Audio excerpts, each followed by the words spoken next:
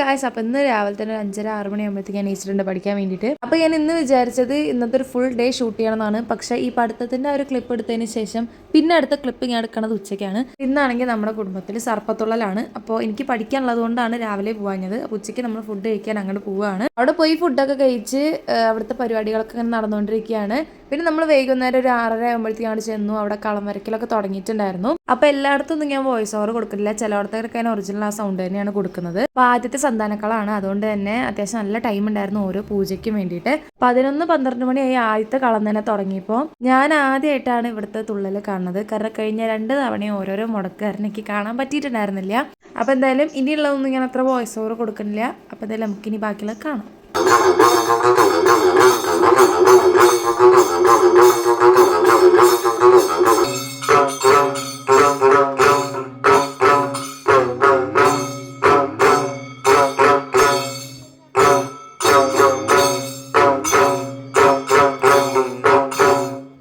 ഇപ്പോൾ കാണുന്നത് 3ാമത്തെ കാലമാണ് കേട്ടോ. നമ്മൾ തുള്ളണ സമയത്തൊന്നും നമ്മൾ വീഡിയോ എടുക്കാൻ പാടില്ല. അത് എന്തുകൊണ്ടാണെന്ന് ചോദിച്ചു കഴിഞ്ഞാൽ എനിക്കറിയില്ല, അത് അവരങ്ങനെയാണ് പറയാറ്. ഇതിന് മുന്നേ ഒരു തവണ ഞാൻ തുള്ളൽ കണ്ടിട്ടുണ്ട്. പക്ഷെ അത് ഇവിടെ നിന്നല്ല, വേറെ വീട്ടിൽ നിന്നായിരുന്നു. ഇവിടെ നിന്ന് പറയുമ്പോൾ നമ്മുടെ വീട്ടിലുള്ള ഒരു തുള്ളണത് നമ്മളിങ്ങനെ കാണുമ്പോൾ അത് വേറെ തന്നെ ഒരു എക്സ്പീരിയൻസ് അല്ലേ. ആദ്യത്തെ കളത്തിലാണ് കുറേ പേര് തുള്ളിയത്. 2ാമത്തെയും 3ാമത്തെ കാലത്തിൽ അച്ഛനെയും ചേച്ചിയും മാത്രമേ തുള്ളിയിട്ടുണ്ടായിരുന്നുള്ളൂ. ചേച്ചിമ പറയുമ്പോൾ എൻ്റെ അച്ഛൻ്റെ പെങ്ങളാണ്.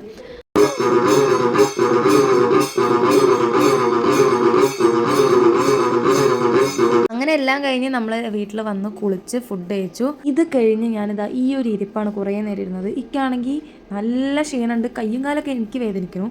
ഞാൻ പറയാൻ തുള്ളിയിട്ടില്ല, എന്നിട്ട് ഇങ്ങനെ. അപ്പം ഞാൻ അങ്ങനെ ആലോചിക്കായിരുന്നു, തുള്ളിയവരുടെ അപ്പം അവസ്ഥ എന്തായിരിക്കും.